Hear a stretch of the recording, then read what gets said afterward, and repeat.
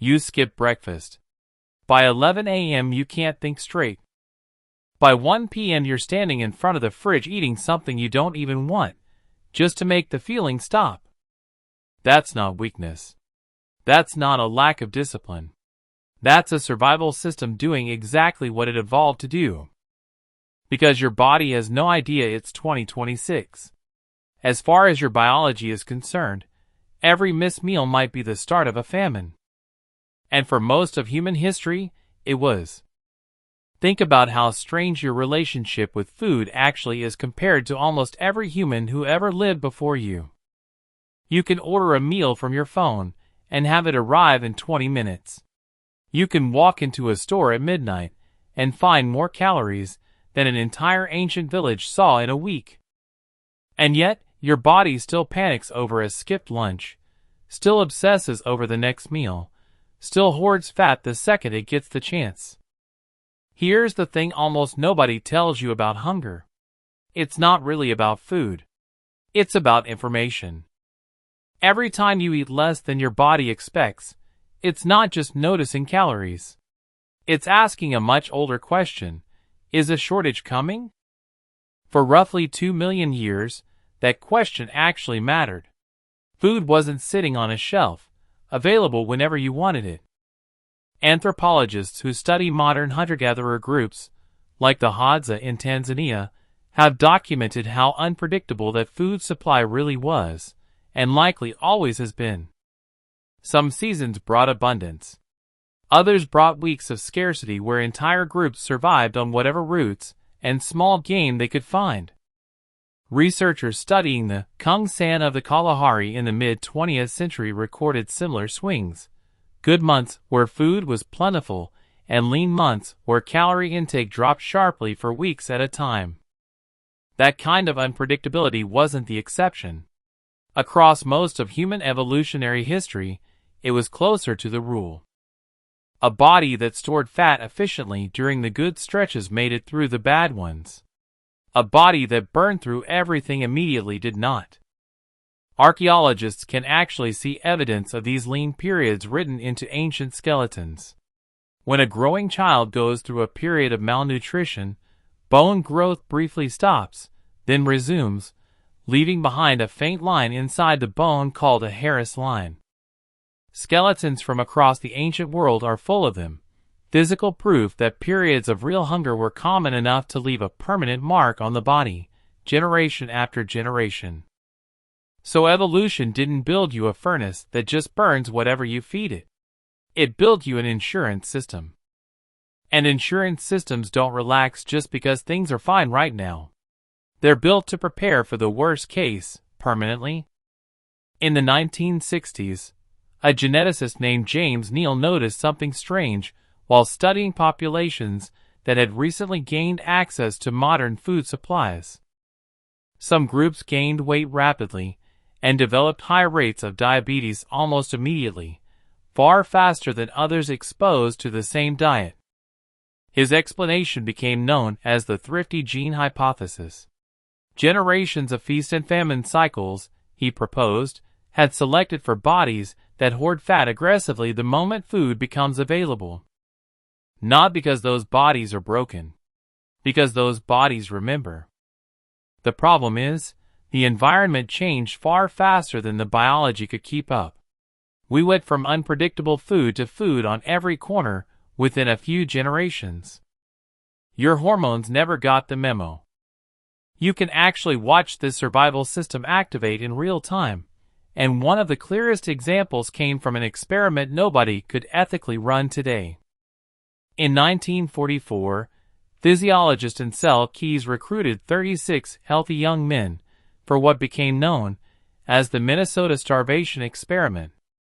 He cut their food intake to roughly half of normal for 6 months and carefully documented what happened to their bodies and minds. Within weeks, something unexpected showed up. It wasn't just hunger. The men became obsessed with food. They talked about it constantly, collected recipes they had no ingredients for, and dreamed about elaborate meals. Some hid food. Some stared at cookbooks for hours despite having nothing to cook. A few even lost interest in things they used to care about, entirely replaced by thoughts of eating. Their metabolism slowed by around 40%, a far bigger drop than the calorie cut alone should have caused. Their bodies weren't just running low on fuel. They had switched into an entirely different operating mode, one built to protect every remaining calorie and make food the only thing that mattered. This is the counterintuitive part. That obsessive, food-focused mental state wasn't a personal failure of those 36 men. It was a precisely engineered survival response, thousands of generations in the making, doing exactly what it was designed to do. And here's what makes it even stranger. Your body doesn't just react to what you eat today. It can be shaped by what your relatives survived before you were even born. During the winter of 1944, a wartime blockade cut off food supplies to parts of the Netherlands. Historians call it the Dutch hunger winter. For several months, people survived on as little as 400 to 800 calories a day, roughly a quarter of what an adult needs. Decades later, researchers tracked down the children born to women who were pregnant during that famine. Those children, now adults, showed higher rates of obesity, diabetes, and heart disease than their own siblings, born just before or after the famine ended. Some of those same patterns even appeared in the famine survivors' grandchildren, people who never experienced a single day of food shortage themselves. A few months of starvation had left a mark on how genes were expressed, one that echoed forward 2 generations later. Your body isn't only reacting to your life. In some ways, it's still reacting to your ancestors' worst years. It's worth sitting with how strange that actually is. A famine that ended before your grandparents were born can still be quietly shaping how your own body handles food today. There's another layer to this, something researchers call the set point. Your body doesn't just fear starvation in the abstract. It seems to defend a specific weight range, almost like a thermostat. A hormone called leptin, released by fat cells, tells your brain roughly how much stored energy you're carrying. When fat stores drop quickly, leptin drops too, and your brain interprets that as danger, regardless of how much you actually still have to lose. In response, hunger intensifies, energy expenditure quietly decreases, and your body starts pulling every lever it has to get those fat stores back to where they were. This is part of why so many people who lose weight quickly find it creeping back, sometimes even past where they started. The system isn't malfunctioning. It's defending its last known safe setting. There's a second hormone worth knowing about here, ghrelin, sometimes called the hunger hormone. It rises before meals to make you want to eat, then normally settles once you do. But research on people after significant weight loss has found that ghrelin levels often stay elevated for a long time afterward, sometimes for a year or more. Your body isn't just remembering the diet. It's actively campaigning against it, on a hormonal level, long after the diet itself has ended. And this is where the modern food environment makes everything more complicated. Your famine detection system evolved around unprocessed, moderately calorie-dense food that took effort to find. It never evolved around food engineered specifically to override your fullness signals, food designed by scientists to hit exact ratios of fat, sugar, and salt that keep you eating past the point of actual hunger. Your ancient alarm system and modern food science are, in a sense, working against each other. One is trying to protect you from scarcity. The other is exploiting the exact mechanism built to do that. There's also a stress connection most people never think about. When you're under chronic stress, your body releases cortisol, and elevated cortisol specifically increases cravings for calorie-dense food. That's not a coincidence either. For most of human history, prolonged stress usually meant a real physical threat, and a real physical threat often meant resources were about to get scarce. So your body treats a stressful week at work almost the same way it would treat the early signs of a famine, quietly nudging you toward high-calorie food, just in case. So what does all of this mean for you, sitting here in a world with more available food than any generation of humans has ever had access to? It means the exact system that kept your ancestors alive is now working against the environment it was built for. When you go on a strict diet, your body doesn't read that as a health choice. It reads it as the famine it has been quietly preparing for this whole time. Hunger hormones spike. Metabolism slows to conserve energy.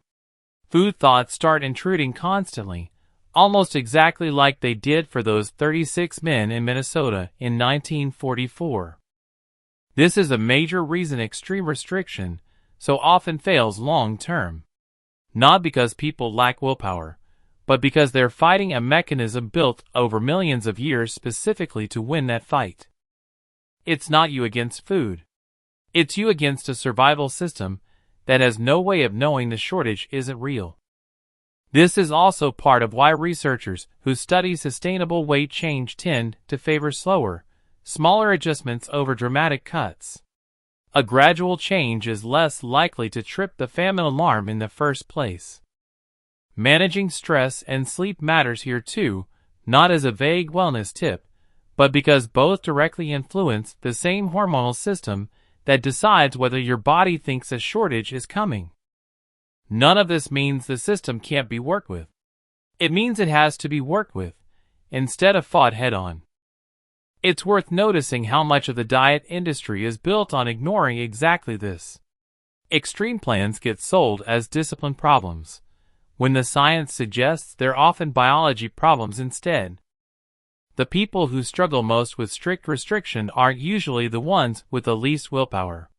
Often, they're the ones with the most sensitive version of a system that's been protecting humans from starvation for millions of years. Understanding that changes how the whole experience feels. The gnawing hunger after skipping a meal. The food thoughts that won't quit. The way your body clings to fat during a diet. None of that means something is wrong with you.